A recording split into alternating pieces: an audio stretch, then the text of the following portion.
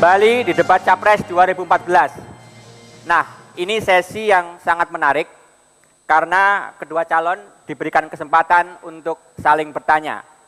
Masing-masing calon bisa menanyakan 3 kali. Setiap pertanyaan disampaikan dalam waktu 1 menit dan jawaban dalam waktu 3 menit. Kesempatan pertama untuk bertanya adalah Bapak Joko Widodo. Silakan, waktunya 1 menit dari mulai sekarang. Bapak Prabowo, saya ingin menanyakan bagaimana pandangan Bapak mengenai DAU dan DAK. Terima kasih.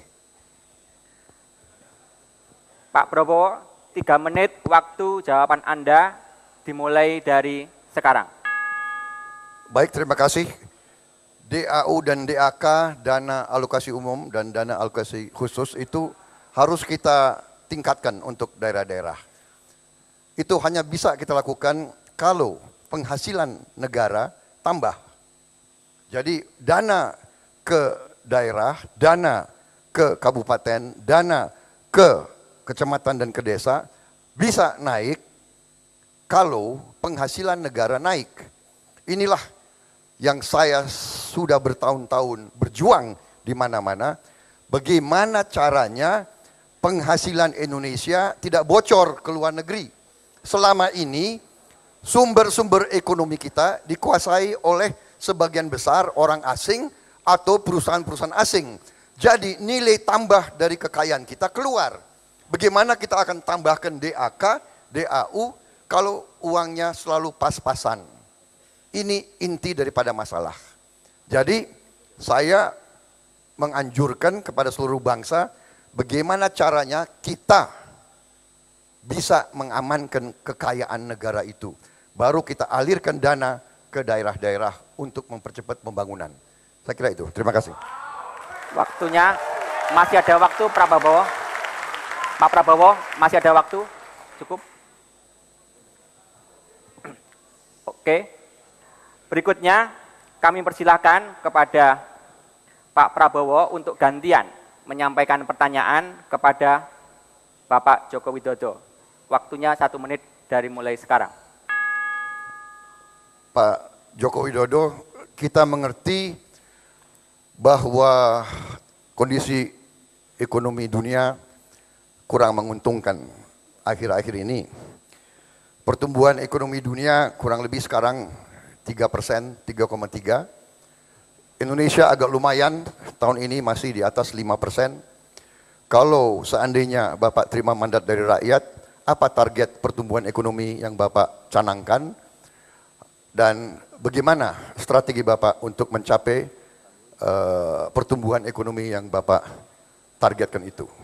Terima kasih.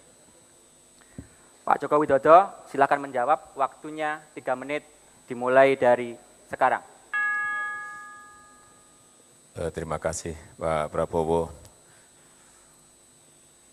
Ke depan saya meyakini bahwa ekonomi kita akan bisa tumbuh di atas 7% dengan catatan-catatan. Yang pertama,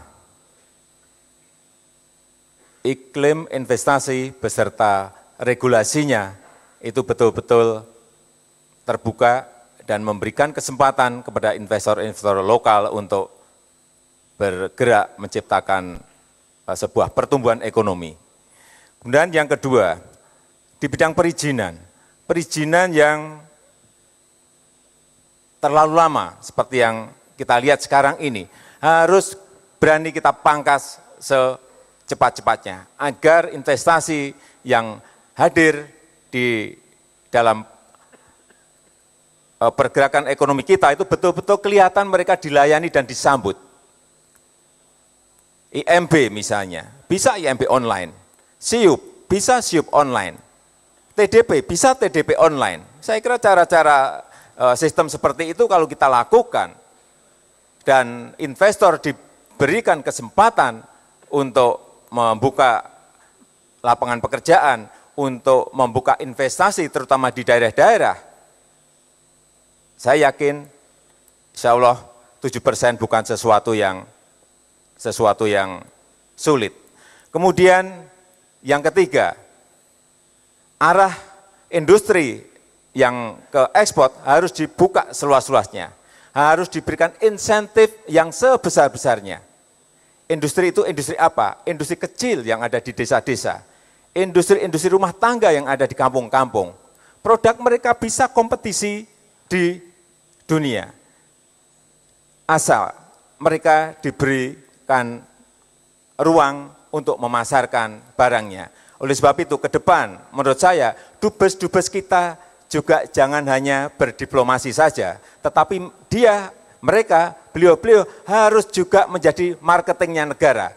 Mereka harus bisa memasarkan produk-produk dari desa, produk-produk dari kampung-kampung yang mempunyai kualitas internasional. Saya kira kesempatan itu sangat terbuka karena kompetisi, mereka bisa berkompetisi, harganya kompetitif, kualitasnya juga baik, hanya mereka memerlukan dorongan dari pemerintah. Dengan cara-cara seperti itu, hal-hal yang konkret seperti inilah saya kira yang dibutuhkan oleh negara ini.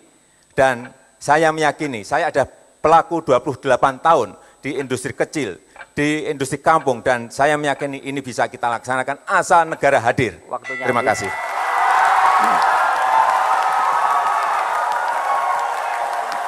Baik, terima kasih. Selanjutnya, Pak Joko Widodo, silakan bertanya kembali. Waktu Anda 1 menit, dimulai dari sekarang.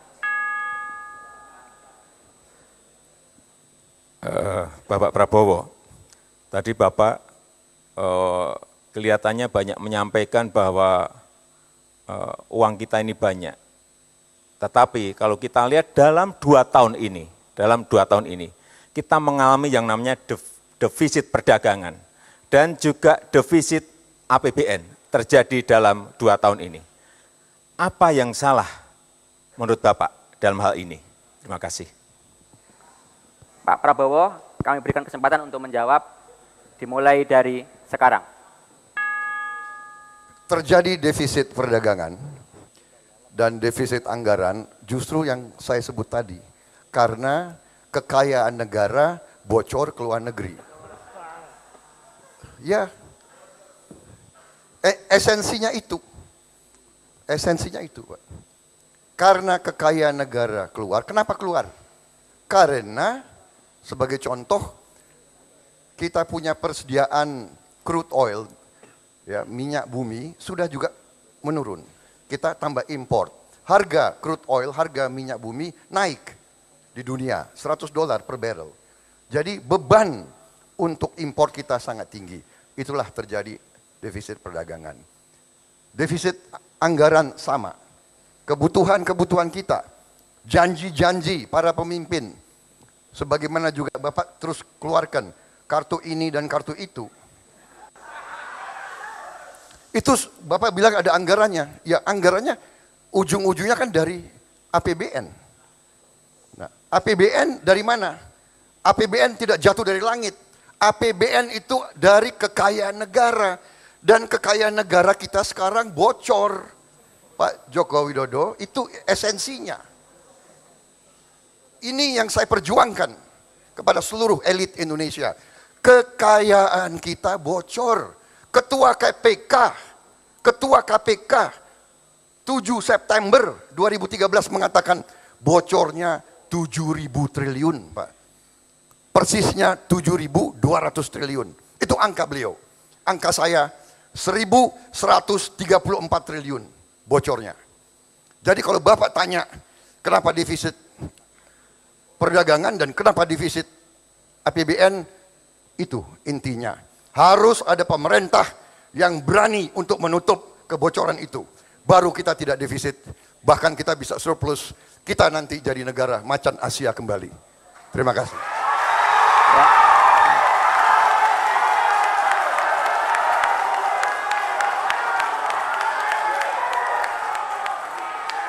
Baik, terima kasih. Selanjutnya Pak Prabowo, kami berikan kesempatan sekali lagi untuk memberikan pertanyaan kepada Pak Joko Widodo. Mulai dari sekarang. Sebagaimana kita ketahui bahwa pendidikan sangat penting. Selama ini kita sekarang wajib belajar 9 tahun. Saya bertanya, apakah Saudara Joko Widodo setuju bahwa wajib belajar harus 12 tahun? Dan apabila setuju, para pakar mengatakan ini butuh tambahan biaya sekitar 40 triliun. Apakah Bapak Joko Widodo juga setuju dengan penambahan ini dan sanggup untuk mendukung gagasan ini? Wajib belajar 12 tahun dengan peningkatan investasi di bidang pendidikan tambahan 40 triliun. Terima kasih.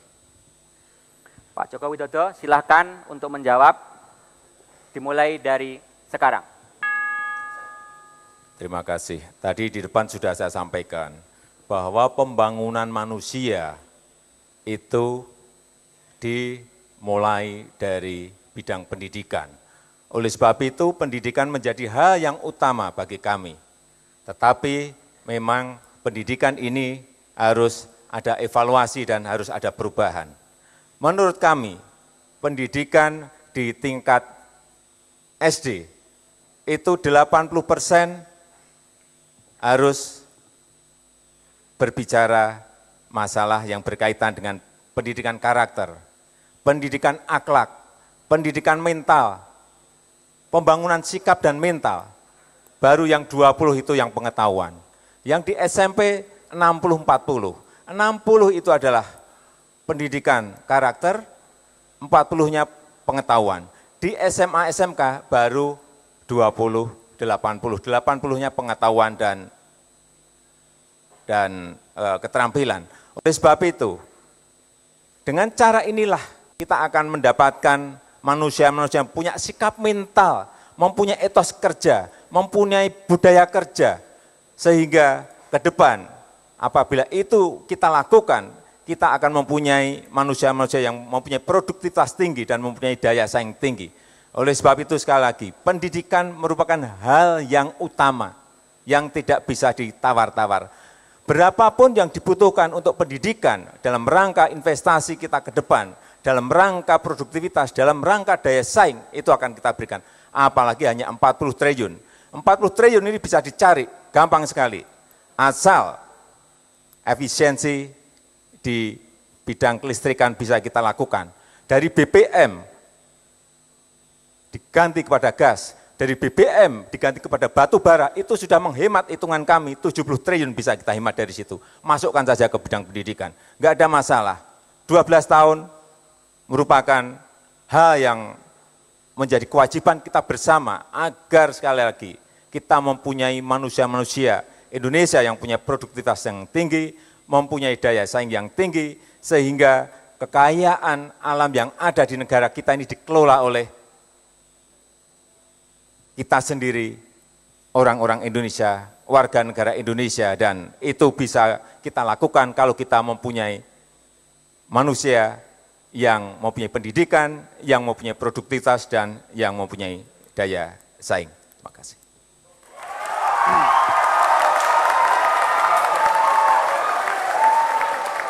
Baik, selanjutnya pertanyaan ketiga dari Bapak Joko Widodo. Waktunya 1 menit, dimulai dari sekarang. Terima kasih. Bapak Prabowo, kami ingin bertanya, bagaimana cara meningkatkan peran, ini soal rakyat ini, bagaimana cara meningkatkan peran TPID? Terima kasih. Pak Prabowo, Tolong silakan. singkatan TPID bagaimana Pak? TPID ini untuk tim pengendalian inflasi daerah, Pak Prabowo. Terima kasih. Oke, silakan Pak Prabowo. Iya, saya kan tidak menguasai setiap singkatan.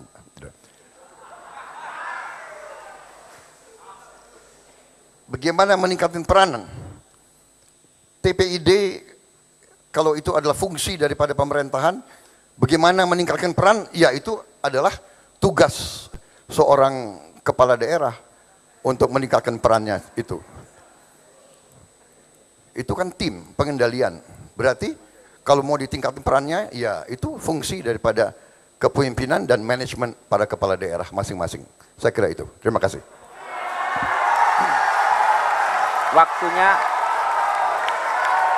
Waktunya masih ada Pak Prabowo?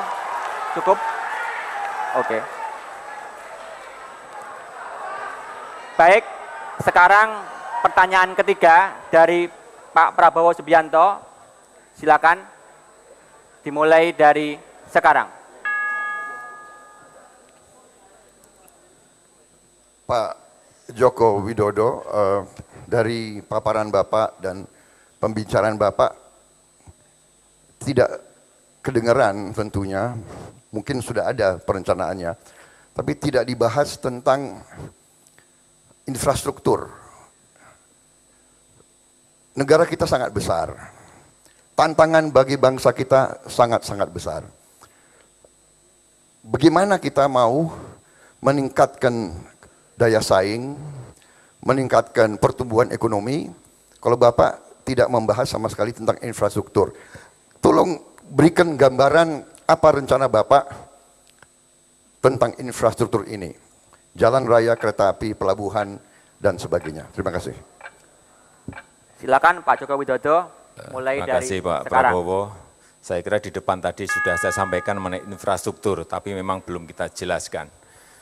Infrastruktur di negara kita ini, menurut saya ke depan yang paling penting adalah tol laut. Tol laut ini penting sekali. Sehingga yang namanya kapal dari barat sampai ke timur, dari ujung Sumatera sampai nantinya di Papua itu selalu ada. Bolak-balik. Kenapa ini harus ada? Karena yang kita lihat, semen yang ada di Jawa harganya 50-60 ribu. Di Papua bisa 1,2, bisa 1 juta, bisa 1,5 juta, bisa 500 ribu. Kalau tol laut ini kita bangun, deep seaport kita bangun di Sumatera, deep seaport kita bangun di Jawa, deep seaport kita bangun di Kalimantan, deep seaport kita bangun di Sulawesi, di Papua, ini akan memberikan rasa keadilan. Karena nantinya harga semen di Sumatera, di Jawa, di Kalimantan, di Sulawesi, di Nusa Tenggara, di Papua itu akan sama atau hampir sama. Tidak seperti sekarang. Ada sebuah harga yang sangat berbeda sekali karena infrastruktur tidak dibangun berdasarkan kelautan. Karena kita ada negara maritim dan laut tidak diberikan perhatian. Kemudian yang kedua, dan laut, transportasi laut merupakan transportasi yang sangat murah. Saya berikan contoh lagi. Saya, ini pelaku, mengirim kontainer dari Jawa ke Eropa dengan dari Jawa ke Papua itu lebih mahal dari Jawa ke Papua karena enggak ada tol laut, enggak ada kapal besar yang selalu wirawiri dari ujung barat ke ujung timur. Yang kedua, yang murah untuk manajemen distribusi logistik. Selain tol laut, yang kedua adalah double track kereta api. Baik yang ada di Sumatera, baik yang ada di Jawa, yang di Kalimantan, di Papua, double track kereta api ini penting sekali. Karena ini angkutan yang sangat murah, selain tadi kapal. Oleh sebab itu, uang yang ada harus dikonsentrasikan kepada infrastruktur yang menyangkut hajat hidup rakyat banyak.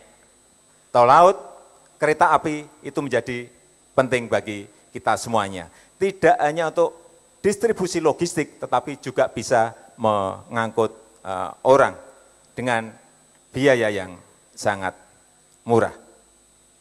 Saya kira itu. Terima kasih.